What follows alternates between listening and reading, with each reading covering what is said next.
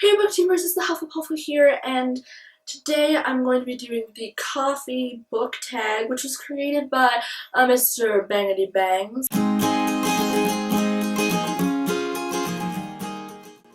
Alright, the first is Black Coffee. Name a book that has hardcore fans, but it's kind of hard to get into. So the book I chose for this is City of Bones. This series is amazing, and I am one of those hardcore fans. I'm a shadow hunter, and there are so many fans of this series. It's like really popular. I don't know if you've heard of it, you probably have, but I also know that it's pretty hard to get into. I didn't have trouble getting into it, but I know that a lot of people have had trouble getting into it, and you kind of got to give it a few books before it gets really good, because it is her first series, and Cassandra Clare just gets better and better and better every book she releases. So if you're starting with City of Bones, it's not bad. Like, it's still really good, but it is the least good of all the books she's written. So you've got to stick with it, and you've got to keep going, because they just keep getting better and better and better, and the people who have stuck with it are huge fans, and then some people just can't get into it, and I respect that. 2 Peppermint Mocha. Name a book that's more popular around the holiday season. So this I gotta go with My True Love Gave to Me by plethora of lovely authors. 12 short holiday stories, and obviously this gets more popular around the holiday season because it's about holidays. It's holiday short stories.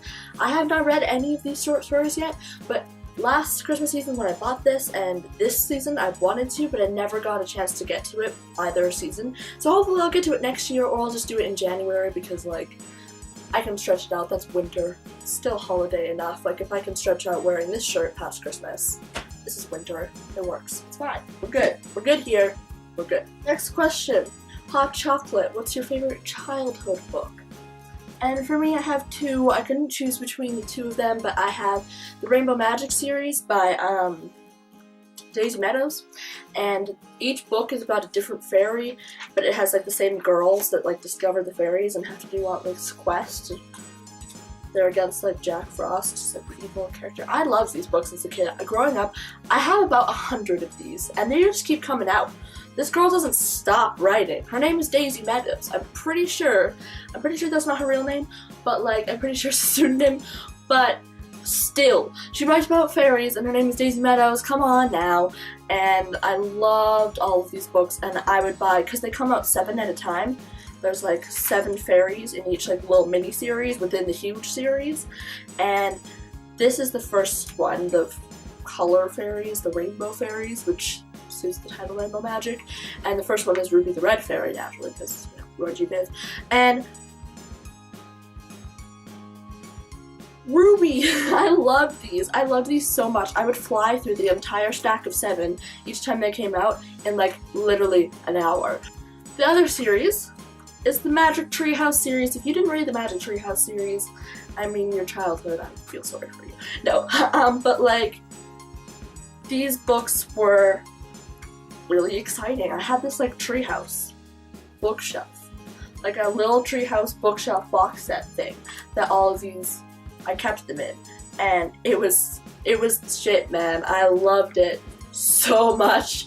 I love that little treehouse bookshelf thing that I kept these books in, and I love these books even more. Magic Treehouse, man. Magic Treehouse. Double Shot of Espresso. Name a book that kept you on the edge of your seat the whole time. Now I'm just gonna go with the series for this one. Can you guess? I'm gonna give you a moment, see if you can guess what I'm gonna say.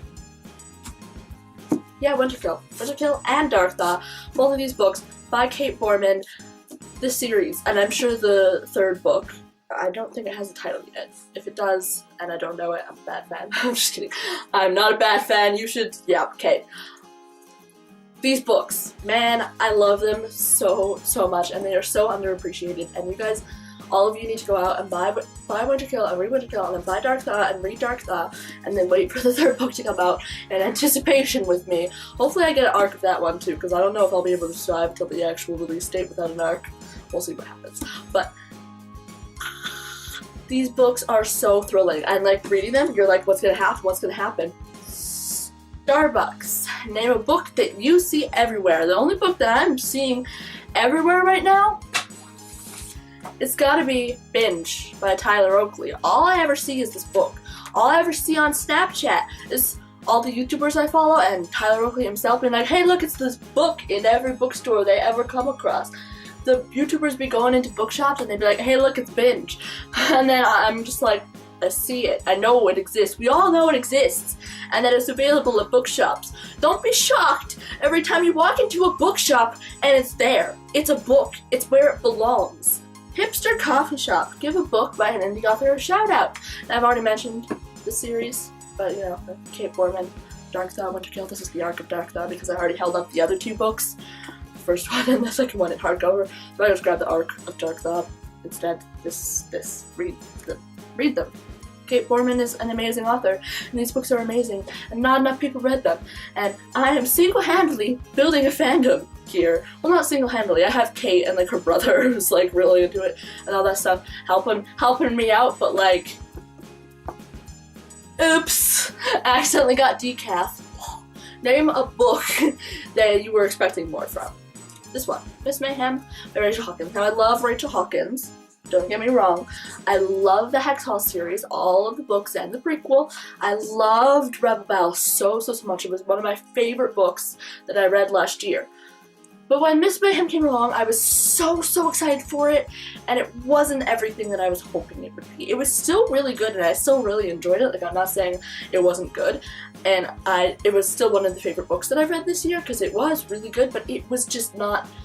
I had too high expectations, which is partly my fault, but I think it was just as good, if not maybe a little less good than the first book, and I was expecting it to just like be double as good as the first book, because that's what happened with the Hex Hall series. Each book was just like double as good as the last one, so that's kind of what I was expecting for this series, whereas this was just kind of on the same level, maybe a little lower than the first book, and so it was a little underwhelming, but I still really enjoyed it. It's still one of my favorite books, so don't think that I'm hating on it.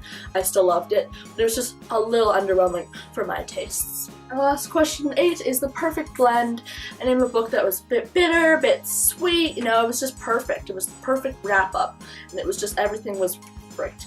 And this Goliath of a book we've got here, we've got City of Heavenly Fire by Cassandra Clare. Any ending to a series by Cassandra Clare is perfect. Clockwork Princess was also extremely perfect, but I don't actually own that book with me, so I'm just gonna give a little shout out. It's my Nana's borrowing it because she's reading the series. Ching! Convert those fans into Shadowhunters. But City of Heavenly Fire was just as good. It was, if not even better, because it was a later book that she released later, which means it was just even better than before. And it's an ending, like, look at how big this is. This is one of the biggest books. There's like over 700, okay, there's like almost 800 pages or something. I think it's like 750 pages or something. And, like, I read this book in like a day. 750 pages, roughly, in a day. A day! That's how good it was. And I had school that day, and dance. I didn't get off dance till like 4:30 that day. And still reading this. I was reading it, and I enjoyed it immensely. Alright everyone, that's it for the coffee book tag. Thanks so much, Ben, for creating this. It was awesome. I'll, like, tweet you this link so you might see this video. If not, well. And I hope you guys enjoyed the video. You can give it a thumbs up if you did, subscribe, give it a comment hey if you want. We'll see. And I will see you guys next time. Hufflepuffle out. Hey booktubers, it's the Hufflepuffle here, and this is my channel. If you like books, if you like nerdy things, I suppose I should turn the camera off. Oops.